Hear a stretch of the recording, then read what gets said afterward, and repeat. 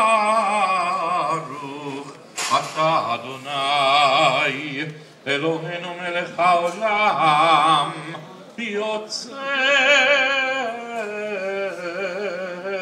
האדם. ברוך אתה אדוני אלוהינו מלך העולם אשר יצר את האדם בצלמו בצלם דמות תבניתו והתקין לו ממנו בניין עד עד. ברוך אתה אדוני יוצר האדם.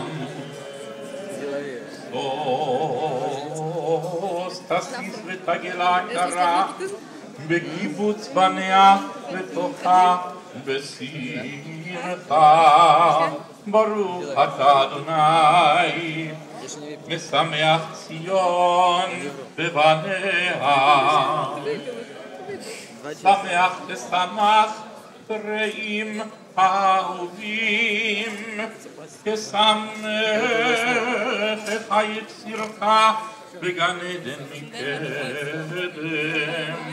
ברוך אתה אדוני משמח חתן וחלה.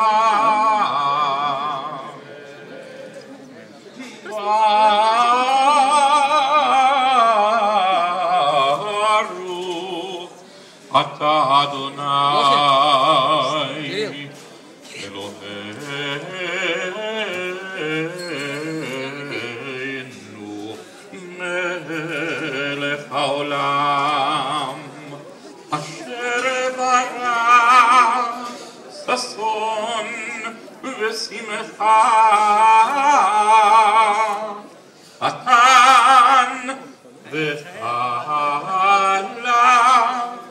הילה רינה דיצה וחדווה אהבה ואחווה ושלום ורעות.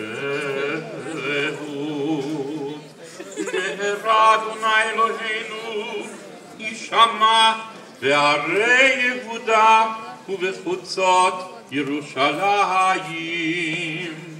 כל ששון וכל שמחה כל חתן וכל כלה. כל ששון וכל שמחה כל חתן וכל כלה. נאי נאי נאי נאי נאי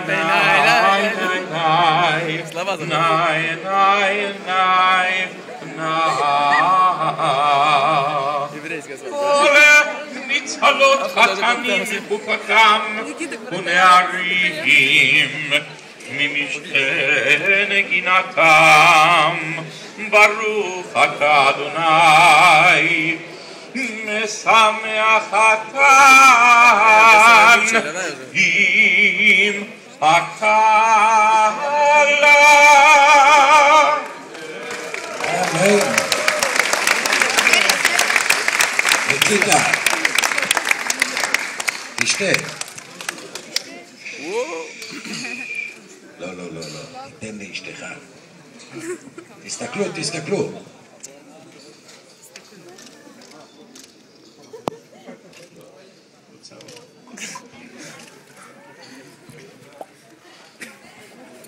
זהו רבותיי, בשעה טובה ומוצלחת, בית חדש עד 120, כל הברכות, כל האיחולים עד בלי די, אמן ואמן.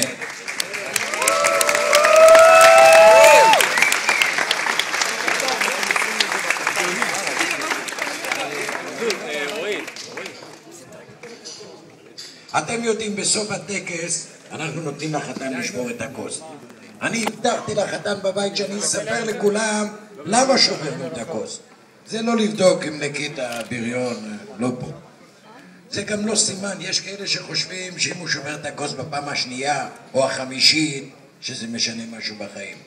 אם לא שומרים בבית כוסות, הכל בסדר. פה לא משנה. אז בכל זאת, למה שומרים את הכוס? זה להעלות את ירושלים על ראש שמחתנו. אנחנו ברוך השם פה בארץ ישראל, עיר בירה שלנו ירושלים, אבל אתם יודעים ששם במקום בית מקדש מה יש לנו? אז עד שיבנה בית המקדש במהרה בימינו, אנחנו מצטערים. לכן החתן, דווקא הוא, שזה היום הכי כיפי, הכי שמח בחיים שלו, הוא ישבור את הכוס לכבוד ירושלים. Да, правая другая.